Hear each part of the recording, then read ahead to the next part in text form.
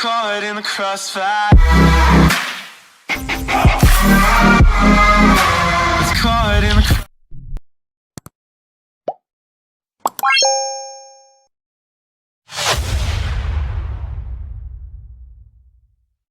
Hello दोस्तों, welcome to our channel. दोस्तों, मान लीजिए आप किसी हाईवे पर चल रहे हैं 100 किलोमीटर की स्पीड से, तभी आपको कुछ दूरी पर एक जानवर रोड के बीच क्रॉस करता हुआ दिखाई देता है। क्या आप गाड़ी की स्पीड बढ़ाएंगे जिससे कि उस जानवर के आने से पहले आप निकल जाएं, या फिर आप गाड़ी की स्पीड स्लो करेंगे जिससे कि वो जानवर पहले निकल सके और आप उसको बचा सकें? कैसे डिसाइड करेंगे ये सब चीजें? तो इसको जानने के लिए आज का वीडियो आपको एंड तक देखना होगा। आज के वीडियो में हम जानेंगे फोर्स और मोशन के रिलेशन के बारे में। तो चलिए ज्यादा देर नहीं करते हैं और शुरू करते हैं आज का topic, force and motion.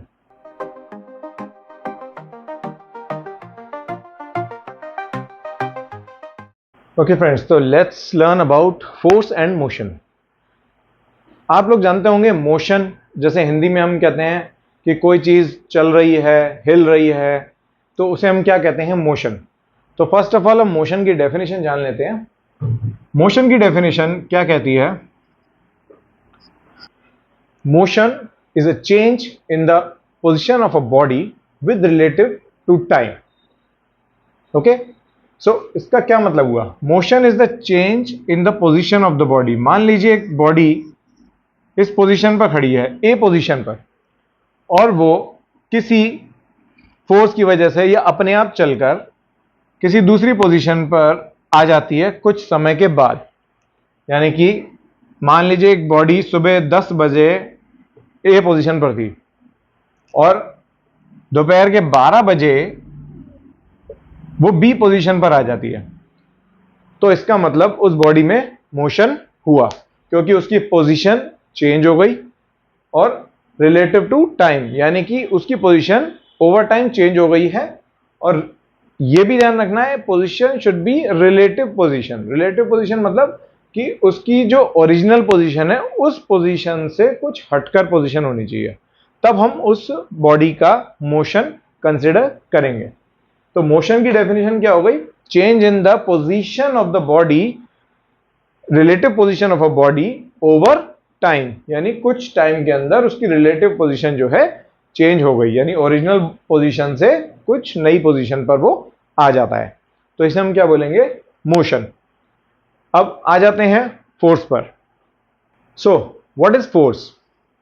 Force, according to definition, force is any interaction that will change the motion of an object. इसका क्या मतलब हुआ? अभी हमने क्या समझा था कि मोशन क्या होता है कि किसी एक पोजीशन से दूसरी पोजीशन पे अगर बॉडी आ जाती है तो वो एक मोशन कहलाता है। लेकिन फोर्स क्या कहता है? फोर्स ये कहता है कि किसी भी बॉडी के मोशन को चेंज करने के लिए जो इंटरेक्शन किया गया है, जो यूज किया गया है, उसे हम बोलते हैं फोर्स। जैसे मैंने इस बॉडी के लिए बताया था, ए से बी पोजीशन, ए से बी पोजीशन पहुंचने के लिए या तो इसे कोई एक्सटर्नल फोर्स लगाई जाएगी, यानी कि कोई यहां पर खड़ा हुआ व्यक्ति इसको पुश करेगा। अगर वो इसको पुश करता है तभी वो इस डायरेक्शन में चलेगा। और अगर मान लीजिए ये नहीं है तो कोई और एक्सटर्नल फोर्स हो सकती है, हवा की वजह से चल सकता है, पानी की वजह से चल सकता है, कोई भी चीज उसे जो धक्का दे रही है आगे बढ़ने के लिए, उसे हम क्या बोलते हैं? फोर्स। तो यहां पे हमने क्या देखा कि फोर्स जो है कोई भी एक्सटर्नल इंट्रैक्शन है जो कि एक बॉडी के मोशन में चेंज कर सकता है। एक चीज आपने अगर नोटिस की हो, ये बॉडी इस पोजीशन से इस पोजीशन में गई होगी तो किसी ना किसी डायरेक्शन में मूव की होगी। तो यहां पे एक बहुत इंपॉर्टेंट पॉइंट हमें समझ में आता है कि force is a vector quantity, यानी कि फोर्स को डायरेक्शन की जरूरत होती है अपना ओवरऑल यूनिट बताने के लिए। यानी कि कोई भी फोर्स किसी ना किसी डायरेक्शन में अप्लाई की गई होगी तभी वो एक प्रॉपर फोर्स मानी जाएगी। तो force is it is a vector quantity. यानी ये बॉक्स जब इस डायरेक्शन में मूव किया तो ये एक वेक्टर क्वांटिटी बन गई। इसका मतलब फोर्स क्या है? Vector quantity. चलिए अब एक छोटा सा एग्जांपल देख लेते हैं, उससे हमें ये समझ में आ जाएगा कि फोर्स क्या है और मोशन कैसे हो रहा है। मान लीजिए एक टेबल के ऊपर एक बुक पड़ी हुई है, इस टेबल के ऊपर एक बुक रखी हुई है। इस बुक को अगर आप अपने हाथ से पुश करेंगे, यानी कि अगर हमने इसको अपने हाथ से पुश किया, हमने इस डायरेक्शन में से पुश किया, हमने इसको पुश किया, तो ये बुक आगे की तरफ मूव करेगी। किसी भी टेबल के ऊपर रखी हुई बुक को हम जब पुश करते हैं तो वो आगे की तरफ मूव करेगी, यानी कि उस बुक की रिलेटिव पोजीशन चेंज हुई एंड उसको चेंज होने में कुछ टाइम स्पेंड हुआ होगा, तो ऑटोमेटिकली वो क्या हुआ, वहां पर एक मोशन हुआ, यानी वो बुक एक ए पोजीशन से बी पोजीशन पर आ गई। यानी ये ए पोजीशन है और ये मान लेते हैं बी पोजीशन, तो ए पोजीशन से बी पोजीशन पर आ गई, तो मोशन तो हुआ। ये समझ में आया। अब इस बुक को पुश करने के लिए जो हमने अपने हाथों से जो ताकत लगाई, उसको हम क्या बोलते हैं, फोर्स। अब यहां जान लेते हैं फोर्स का एसआई यूनिट होता है न्यूटन, जो कि दिया गया था बहुत ही famous scientist sir Isaac Newton. इनका नाम आप लोग जानते होंगे, अक्सर सुना होगा कि इन्होंने एप्पल गिरते हुए देखा था और ग्रेविटेशन का पता लगाया था। तो ये वही हैं सर आइजैक न्यूटन, जिनके नाम पर इसका एसआई यूनिट दिया गया है। फोर्स का एसआई यूनिट है न्यूटन। इसको हम कैपिटल एन से डिनोट करेंगे। तो मान लीजिए अगर इस बुक के ऊपर का कोई फोर्स लगी है, मान लीजिए 2 न्यूटन की, तो हम उसे लिखेंगे 2n। So this will be how we display the newton, display the SI unit of force.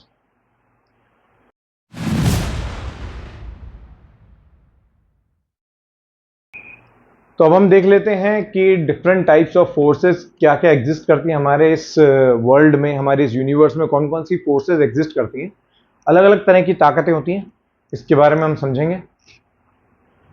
Type of force में सबसे पहले फोर्स है ग्रेविटेशनल फोर्स। ग्रेविटेशनल फोर्स जो हमारी अर्थ, हमारी बॉडीज के ऊपर, अर्थ पे रहने वाले सब living beings and non living beings के ऊपर जो लगाती है। Gravitational force is a force applied by earth towards the centre of the earth, यानी कि अर्थ अपने सेंटर की तरफ किसी भी बॉडी को खींचती है, उसे हम क्या बोलते हैं, ग्रेविटेशनल फोर्स। ये फोर्स इनविजिबल होती है, हमें दिखती नहीं है, बट हम इसे महसूस कर सकते हैं। इसके बारे में हम आगे आने वाले वीडियोस में जानेंगे। और अब दूसरी फोर्स के बारे में देख लेते हैं। सेकंड फोर्स है हमारे पास फ्रिक्शनल फोर्स। फ्रिक्शनल फोर्स तब लगती है जब हम किसी भी रफ सरफेस के ऊपर कांटेक्ट में आते हैं। When two surfaces come in contact, there is some invisible force acting between them that is opposing each other, यानी कि वो फोर्स दोनों बॉडीज को अपोज कर रही होती है एक दूसरे के, तो उसे हम क्या बोलते हैं, फ्रिक्शनल फोर्स। इसमें यह ध्यान रखना है, ये फोर्स तभी आती है जब दो सरफेसेस आपस में कांटेक्ट में होते हैं। Without contact there won't be any frictional force. अब हम नेक्स्ट फोर्स की तरफ चलते हैं। थर्ड फोर्स है हमारी मैग्नेटिक फोर्स। मैग्नेटिक फोर्स, आपने मैग्नेट का नाम सुना होगा, हिंदी में हम चुंबक कहते हैं उसे। चुंबक या मैग्नेट जब किसी आयरन बॉडी के पास आती है तो वो उसे अपनी तरफ खींचती है। जिस फोर्स से वो खींचती है उसे हम क्या बोलते हैं, मैग्नेटिक फोर्स। और डिटेल्स में इसको जानने के लिए आप हमारे चैनल को जरूर सब्सक्राइब करें, जिसमें आपको मैग्नेटिक फोर्स के बारे में भी कुछ वीडियोस मिल जाएंगे आगे, और आपको नोटिफिकेशन आते रहेंगे, इसलिए बेल आइकन को दबाना ना भूलें। चलिए नेक्स्ट वीडियो पे, नेक्स्ट फोर्स पे बढ़ते हैं। सो नेक्स्ट फोर्स है हमारे पास, ये एग्जांपल है टेंशन फोर्स का। टेंशन फोर्स वो फोर्स होती है जो कि किसी भी स्ट्रिंग या थ्रेड के ऊपर या फिर किसी रस्सी के ऊपर लगाई जाती है दोनों एंड की तरफ से। यानी कि जब हम किसी थ्रेड को या रस्सी को दोनों तरफ से खींचते हैं तो उसके ऊपर जो फोर्स एक्ट हो रही होती है उसे हम बोलते हैं टेंशन फोर्स। बिकॉज आगे हमारी वीडियो में कुछ लॉज मैं बताऊंगा, उन लॉज के अकॉर्डिंग जब भी हम किसी रोप को एक तरफ से खींचते हैं तो रोप हमें वापस दूसरी तरफ से खींचती है। तो वो जो फोर्स है उसे हम बोलते हैं टेंशन फोर्स। चलिए दोस्तों, आगे बढ़ने से पहले अब हमें एक छोटा सा टॉपिक पढ़ना पड़ेगा, मोमेंटम। मोमेंटम वर्ड के बारे में जो लोग नहीं जानते हैं उनको मैं समझा दूं। मोमेंटम क्या होता है? मोमेंटम अकॉर्डिंग टू डेफिनेशन होता है, it is the magnitude of motion a body possesses in a direction, in a particular direction. तो इसको समझ लेते हैं। यानी कि अगर कोई भी बॉल, एक बॉल है और वो किसी एक पर्टिकुलर डायरेक्शन में मूव कर रही है, तो वो किस ताकत से, यानी कितनी फोर्स से या कितने मैग्नीट्यूड से आगे बढ़ रही है, ये हमें कैसे पता लगेगा? ये जानने के लिए हमें उसके मास की जरूरत है, यानी कि उस वो बॉडी के अंदर कितना मास है, यानी कितना मैटर है उस बॉडी के अंदर, और उसकी स्पीड के बारे में जानना पड़ेगा। स्पीड, क्योंकि एक पर्टिकुलर डायरेक्शन में पता लगाना है, तो it will be called as velocity. Velocity is speed in a particular direction. अब क्योंकि एक पर्टिकुलर डायरेक्शन की बात आ गई है, तो आप लोग समझ ही गए होंगे मैं क्या कहने वाला हूं। मोमेंटम अगर एक पर्टिकुलर डायरेक्शन में पता लगाया जाता है, तो इसका मतलब मोमेंटम क्या है? Vector quantity. वेक्टर क्वांटिटीज के बारे में ज्यादा जानने के लिए हमारे video scalar and vector quantities के ऊपर सबसे फर्स्ट वीडियो है, प्लीज उसे रेफर करें। बाकी हम इस वीडियो में जानेंगे मोमेंटम। अभी मैंने आपको क्या समझाया कि किसी भी बॉडी का magnitude in a particular direction. तो मैग्नीट्यूड जानने के लिए हमें सबसे पहले तो उसके मास की जरूरत होती है, क्योंकि उसके अंदर मैटर कितना है। जितना ज्यादा मैटर होगा उतनी ज्यादा फोर्स से वो आगे बढ़ सकता है। और वेलोसिटी, क्योंकि किस स्पीड से वो आगे बढ़ रहा है, वो बताएगा हमारा मोमेंटम। तो मोमेंटम का फॉर्मूला क्या हो गया? मोमेंटम, लेट से मोमेंटम को हम डिनोट कर रहे हैं P से, तो momentum will be equal to product of mass and velocity, यानी कि product of mass and velocity. यहां से हमें क्या पता लग गया कि किसी भी बॉडी का मोमेंटम जो है वो डायरेक्टली प्रोपोर्शनल है किसके? मास के, एंड डायरेक्टली प्रोपोर्शनल है वेलोसिटी के। अच्छा, प्रोपोर्शनैलिटी का मतलब क्या हुआ? प्रोपोर्शनैलिटी का मतलब ये होता है, मोमेंटम मास के डायरेक्ट प्रोपोर्शनल होने का मतलब है कि अगर मास बढ़ेगा तो मोमेंटम ऑटोमेटिकली बढ़ेगा। यानी कि एक छोटी बॉल और एक बड़ी बॉल में क्या डिफरेंस है? बड़ी बॉल का मास ज्यादा है और एक छोटी बॉल का मास कम है, इसका मास कम होगा। तो यानी इसको अगर हम m1 से डिनोट करते हैं और इसको हम m2 से डिनोट करते हैं, और हम ये बात कह रहे हैं कि m1 ग्रेटर देन m2 है, तो इसका जो मोमेंटम है यानी कि P1 और इसका मोमेंटम P2, इसके बीच में क्या रिलेशन बनेगा? यानी P1 यानी पहली बॉल का मोमेंटम भी ग्रेटर होगा इस बॉल के कंपैरिजन में, यानी कि ये बॉल ज्यादा आगे तक जाएगी, इसके थ्रू ज्यादा मोमेंटम लगेगा। सिमिलरली वेलोसिटी के डायरेक्टली प्रोपोर्शनल है, तो इसका मतलब अगर दो बॉलें ली जाती हैं विद सेम मास, यानी कि अगर एक, यहां पे मैं थर्ड बॉल दिखा देता हूं आपको, ये m1 है, ये m2 है और ये m3 है, और मैं यहां रेफर कर रहा हूं कि m1 is equal to m3, पहली वाली का मास थर्ड वाली के मास के बराबर है, तो इसका जो मोमेंटम है will be P1 will be equal to P2। क्यों? क्योंकि अभी तक मैंने वेलोसिटी की बात ही नहीं करी है। लेकिन अगर इसकी वेलोसिटी v1 है और इसकी वेलोसिटी v2 है, और मैं यहां पर यह रेफर कर रहा हूं कि v1 जो है ग्रेटर देन v2 है, तो ऑटोमेटिकली, क्योंकि ये सेम है, तो अब बचा क्या? वेलोसिटी देखना है ना हमें, मोमेंटम के कंपैरिजन में वेलोसिटी देखना है। तो जब वेलोसिटी बड़ी है वेलोसिटी 2 से, तो P1 will also be greater than P2। यहां पर हमें क्या समझ में आ गया कि momentum is directly proportional to mass and velocity, और इसको फाइंड आउट करने के लिए हम momentum will be equal to mass into velocity, यानी कि मास क्या हो गया? अच्छा, मास का यूनिट यहां पर क्या होगा? kg, और वेलोसिटी का यूनिट क्या होता है? Metre per second. तो यानी कि मोमेंटम का यूनिट क्या हो गया, unit of momentum will be equal to kg metre per second. यहां तक आपको मोमेंटम के बारे में समझ में आ गया होगा। अब हम यहां पे एक छोटा सा एग्जांपल लेंगे मोमेंटम के बारे में।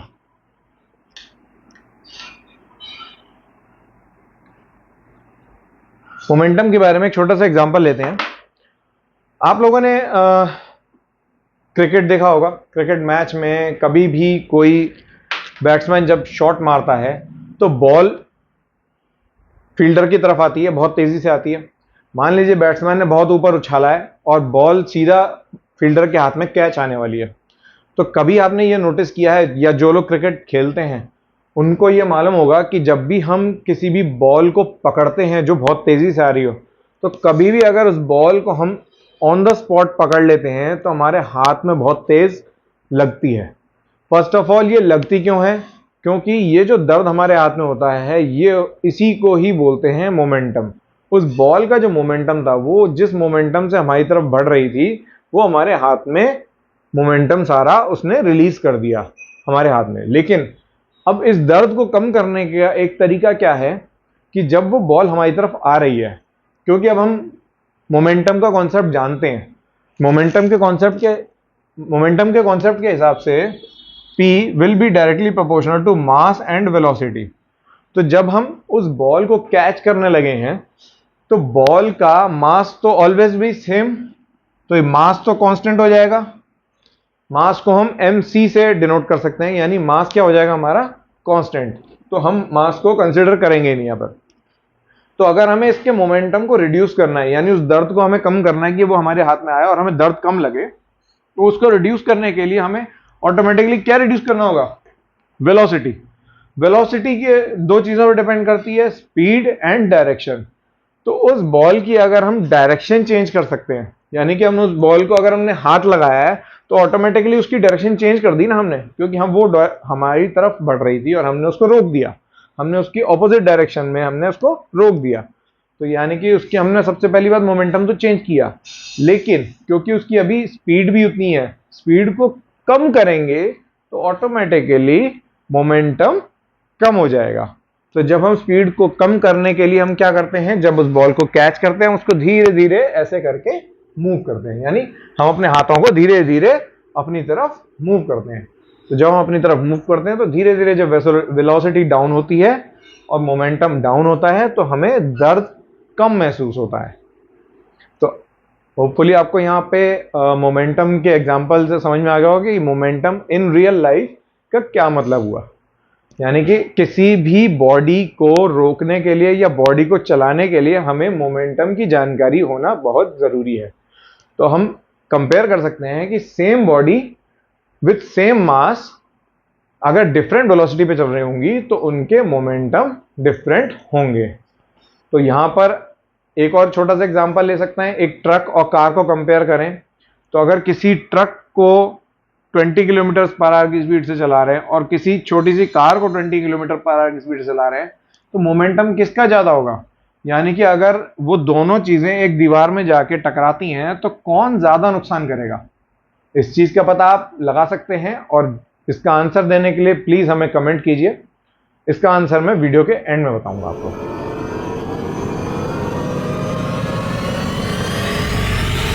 तो चलिए दोस्तों, अब हम पढ़ लेते हैं न्यूटन्स लॉज ऑफ मोशन के बारे में। सर आइजैक न्यूटन ने 3 लॉज ऑफ मोशन दिए गए थे।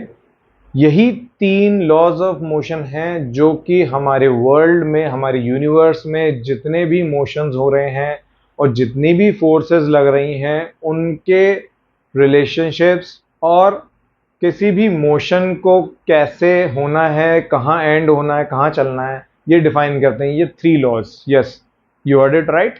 ये 3 लॉज हैं सिर्फ, जिसको जानने से हम यूनिवर्स के मोशन को समझ सकते हैं।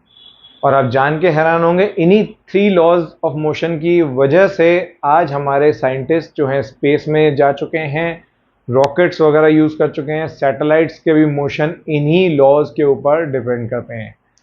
तो आइए पढ़ लेते हैं Newton's 3 laws of motion. So first law of motion क्या कहता है? फर्स्ट लॉ ऑफ मोशन ये कहता है कि any body will remain in its state of motion और rest until unless an external force is applied on it. इसको दूसरे तरीके से समझते हैं, कोई भी फिजिकल बॉडी है वो अपने एक स्टेट में, यानी कि या तो कंटिन्यूस मोशन के स्टेट में, यानी अगर वो चल रही है तो वो चलती रहेगी कंटिन्यूस मोशन, या फिर स्टेट ऑफ कंटिन्यूस रेस्ट, यानी कि एक ही जगह पर रुकी हुई है, रेस्ट पर है, तो वो एक ही जगह पर वो फिक्स रहेगी। कब तक?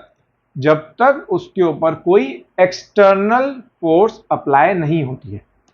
तो ये हमारा फर्स्ट लॉ कहलाता है। इस लॉ का दूसरा नाम है लॉ ऑफ इनर्शिया। इनर्शिया क्या होता है? Inertia is similar, the state of rest और of continuous motion is called inertia. तो दो तरह की इनर्शिया होती हैं। फर्स्ट होता है इनर्शिया ऑफ मोशन, यानी कि जब बॉडी मूव कर रही है इन कंटिन्यूस मोशन तो हम उसे क्या बोलेंगे? It is in inertia of motion. And second होता है इनर्शिया ऑफ रेस्ट, यानी एक बॉडी जब रेस्ट पोजीशन पर है तो उसके अंदर क्या बनता है? Inertia of rest. Inertia word को हम एक बार दोबारा समझ लेते हैं।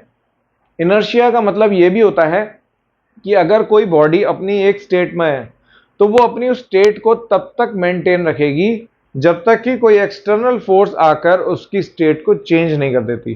तो जिस पॉइंट तक वो स्टेट को मेंटेन करती है उस पॉइंट को हम बोलते हैं इनर्शिया।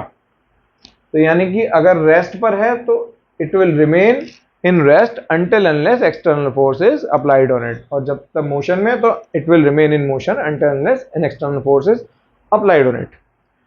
अब आपका यहां पर एक डाउट आएगा, आप कहेंगे ठीक है न्यूटन ने लॉ दिया है, फर्स्ट लॉ है, समझ में आ गई हमें कि ऐसा कुछ लॉ होता है, लेकिन इस लॉ को प्रूव कैसे करेंगे?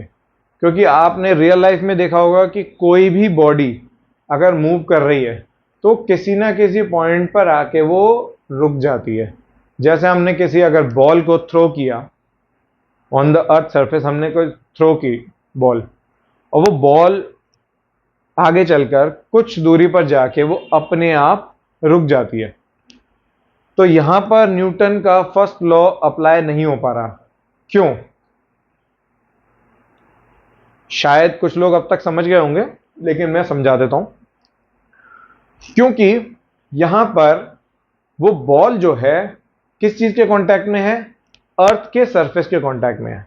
और जब वो बॉल एक पोजीशन से दूसरी पोजीशन पर मूव कर रही है और जब वो अर्थ के कांटेक्ट में ही चल रही है तो उसके ऊपर कौन सी फोर्स लगेगी? मैंने वीडियो के स्टार्टिंग में ये चीज आपको बताई थी कि उसके ऊपर लगेगी frictional force. When two bodies या surfaces are in contact of each other then there is a invisible force acting between them, that force is called frictional force. तो यहां पर एक्सटर्नल फोर्स अप्लाई हो रही है, इसलिए ये बॉल कुछ समय के बाद स्लो डाउन हो जाएगी।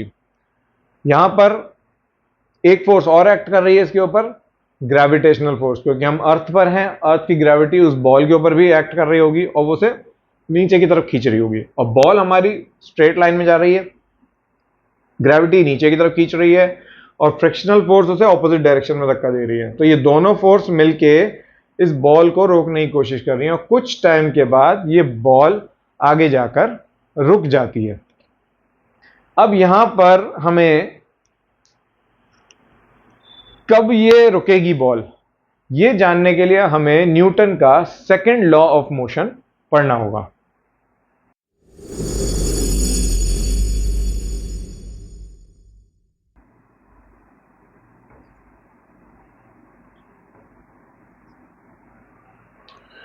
ओके, सो सेकंड लॉ हमारा क्या कहता है न्यूटन का? The rate of change of momentum of a body is directly proportional to the force applied on it. अभी हमने थोड़ी देर पहले यह समझा था कि मोमेंटम क्या होता है। जिन लोगों को कोई डाउट हो प्लीज वीडियो को रिवाइंड करके आप देख सकते हैं। लॉज ऑफ मोशन से पहले मैंने मोमेंटम समझाया है। तो मोमेंटम समझने के बाद हम यहाँ पर सेकंड लॉ की डेफिनेशन भी समझ जाएंगे कि rate of change of momentum, यानी रेट ऑफ चेंज का क्या मतलब है। यानी कि एक बॉडी का मोमेंटम क्या होता है, एम वी, यानी कोई बॉडी एक मास है उसका और वो मूव कर रही है किसी वेलोसिटी से। तो लेट्स से इसका मास है 1 m1 और वेलोसिटी है v1। तो हमने एक गिवन पॉइंट ऑफ टाइम पे उस बॉडी का मोमेंटम बता दिया कि m1 v1 है। ये मोमेंटम चेंज करने के लिए हम क्या चेंज कर सकते हैं, या तो वेलोसिटी या मास, लेकिन हम सेम बॉडी की बात कर रहे हैं तो हम क्या चेंज करेंगे, वेलोसिटी। मास नहीं चेंज करेंगे क्योंकि सेम बॉडी है, मास सेम रहता है इसी बॉडी का, तो वेलोसिटी चेंज करेंगे। तो जब हम वेलोसिटी चेंज करेंगे तो at another given point of time mass will be m1 but velocity will become v2, क्योंकि यहां पर मोमेंटम चेंज हो गया है। तो मोमेंटम चेंज हुआ, m1 v1 m2 v2 में कन्वर्ट हो गया।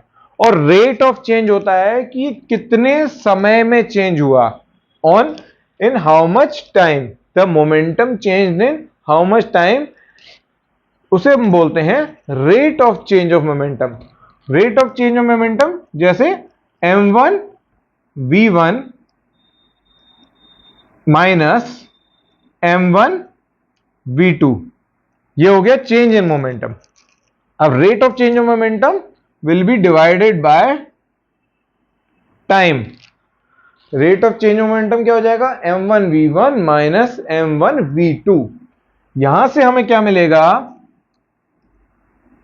ये सेकंड लॉ की डेफिनेशन के हिसाब से force is directly proportional to rate of change of momentum, यानी कि force F is directly proportional to rate of change of momentum. ये rate of change of momentum है। इसको हम थोड़ा सा और आगे कर सकते हैं चेंज। क्या बनाएंगे हम इसको, m1 दोनों में से कॉमन हो जाएगा, m1 इधर आ जाएगा हमारे पास, तो v1 minus v2 upon t, right.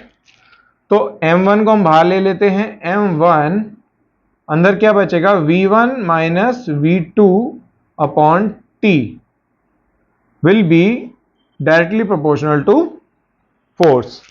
यहां तक आप लोगों को समझ में आ गया होगा। तो ये हो गया हमारा second law, rate of change of momentum of a body is directly proportional to the force applied on it. अभी इसको हम थोड़ा सा और आगे देखते हैं।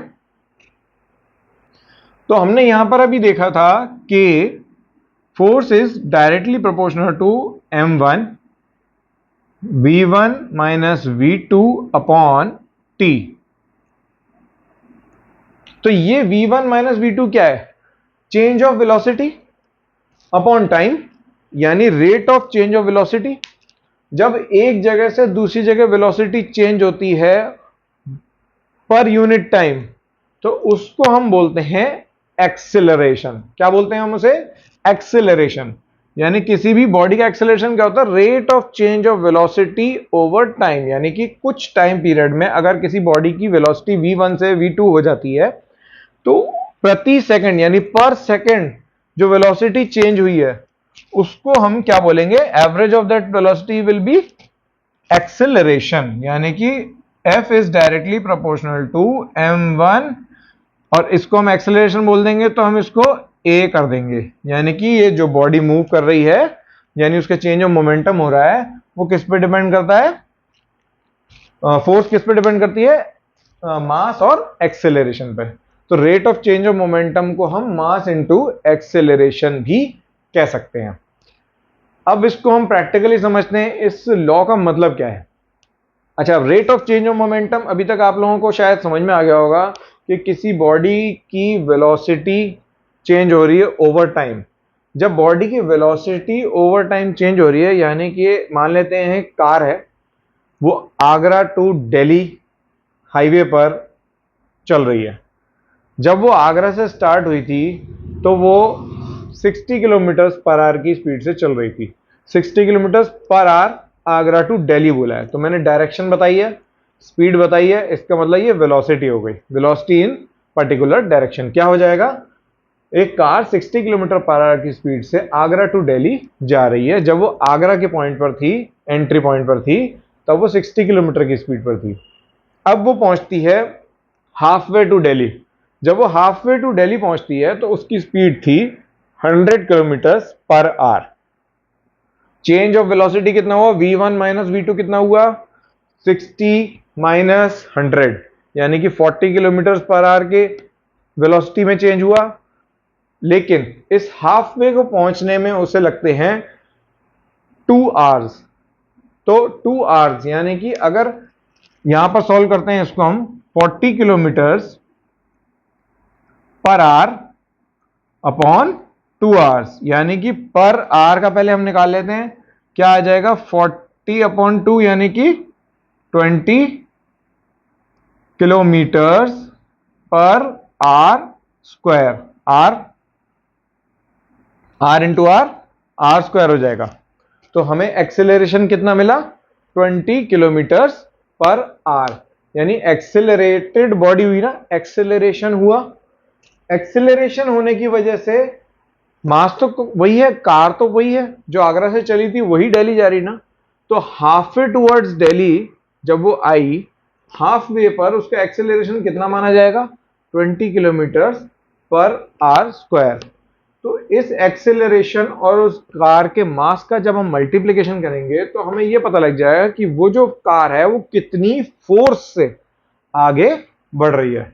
यानी कि अगर उसके सामने कोई और बॉडी आ जाती है तो वो उस बॉडी के ऊपर कितनी फोर्स लगाएगी, वो हमें इस फॉर्मूला से मालूम पड़ जाएगा। सिंपल, हमने क्या पता लगाया कि उसकी initial velocity minus the current velocity upon the total time taken will be equal to the total acceleration. उसको हमने मल्टीप्लाई कर दिया मास से मल्टीप्लाई करने के बाद हमें यह मालूम पड़ गया कि वो कितनी फोर्स से आगे बढ़ रही है। तो यहां पर हमें सेकंड लॉ ऑफ मोशन का हमें एक्सप्लेनेशन समझ में आया कि सेकंड लॉ ऑफ मोशन से हमें क्या रियल लाइफ में हम यूज करके क्या पता लगा सकते हैं।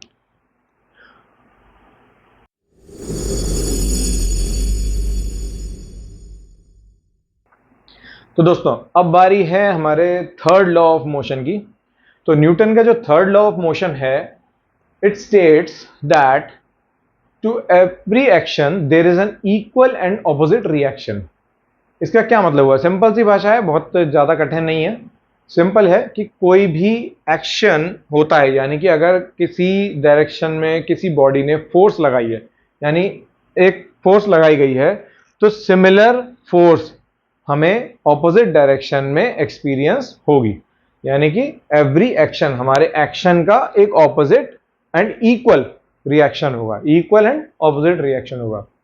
फॉर एग्जाम्पल, आप किसी वॉल पर एक नेल यानी कील को ठोकते हैं जब हैमर से, तो वो जब हम हैमर का जो फेस होता है वो जब एक नेल के ऊपर पड़ता है, तो जितनी फोर्स से वो हैमर उसके ऊपर हिट करता है उतनी फोर्स से वो नेल उसके ऊपर वापस हिट करता है। लेकिन इन रियल लाइफ आपने ये देखा होगा कि जब भी हम नेल के ऊपर हैमर हिट करते हैं तो वो नेल दीवार के अंदर चला जाता है, वो निकल के बाहर नहीं आता है।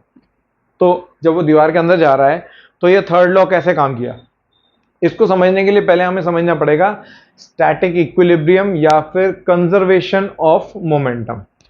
अभी तक हमने ये जाना था मोमेंटम क्या होता है, momentum is directly proportional to the force, यानी कि जो चेंज ऑफ मोमेंटम है वो डायरेक्टली प्रोपोर्शनल है फोर्स के बराबर। यानी कि जितना भी किसी बॉडी की मोमेंटम में चेंज आएगा उतनी वो फोर्स लगा रहा है। तो मोमेंटम चेंज हो रहा है, तो किसी भी अगर हैमर को मैं नेल के ऊपर हिट करता हूं तो हैमर का मोमेंटम चेंज हो रहा है, क्योंकि वो हैमर किसी वेलोसिटी के साथ उसके ऊपर हिट कर रहा होगा। हैमर का मास तो कांस्टेंट है, जब वो किसी वेलोसिटी के साथ उसके ऊपर हिट कर रहा है तो यानी इसका मोमेंटम चेंज हो रहा है, तो ऑटोमेटिकली ये कुछ फोर्स उस नेल के ऊपर अप्लाई कर रहा होगा।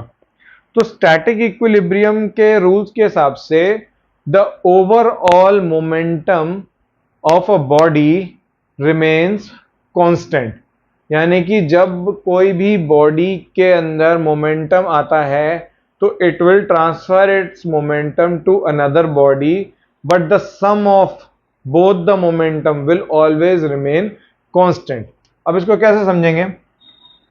जैसे मान लेते हैं एक बॉडी है, इसके ऊपर एक 10 न्यूटन की फोर्स इस डायरेक्शन में लगाई गई है और इसी के जस्ट ऑपोजिट डायरेक्शन में 12 न्यूटन्स की फोर्स लगाई गई है। तो यहां पर बिकॉज डायरेक्शन ऑपोजिट है, वेक्टर क्वांटिटी है, वेक्टर क्वांटिटी का मैग्नीट्यूड हम निकाल सकते हैं सिंपली इन दोनों को माइनस करके, क्योंकि डायरेक्शन जस्ट ऑपोजिट है, it is opposite in 180 degree. तो 180 डिग्री, क्योंकि हमने जो रिलेशनशिप पढ़ा था वेक्टर क्वांटिटीज के बारे में कि how to calculate vector quantities, आप उस वीडियो में रेफर करेंगे, वेक्टर क्वांटिटीज रेफर करेंगे, तो उसके अंदर हम उनके क्वांटिटीज के बीच के एंगल भी देखते हैं। तो उस एंगल के हिसाब से जब हम उस फॉर्मूला के अंदर लगाएंगे, कॉस थीटा वगैरह लगाएंगे, तब हमें ये मालूम पड़ेगा कि यहाँ पर जो डायरेक्शन है it will be just opposite. तो हम सिंपली, हमारा आंसर आ जाएगा 12 न्यूटन माइनस 10 न्यूटन। आंसर क्या होगा? 2 न्यूटन। बट डायरेक्शन क्या होगी? क्योंकि ग्रेटर फोर्स कौन सी है? 12 न्यूटन। तो ये बॉडी जो है किस डायरेक्शन में मूव करेगी? इस डायरेक्शन में मूव करेगी, लेकिन with only 2 Newton force. 2 Newton force से ये बॉडी मूव करेगी। अब कितनी वेलोसिटी से मूव करेगी?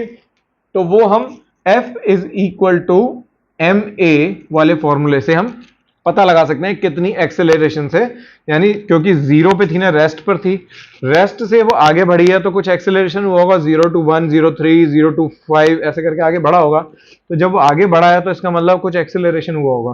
तो वो एक्सेलरेशन हमें पता लगाना है। वो एक्सेलरेशन हम कैसे पता लगाएंगे? हमें इस बॉडी का मास मालूम होना चाहिए।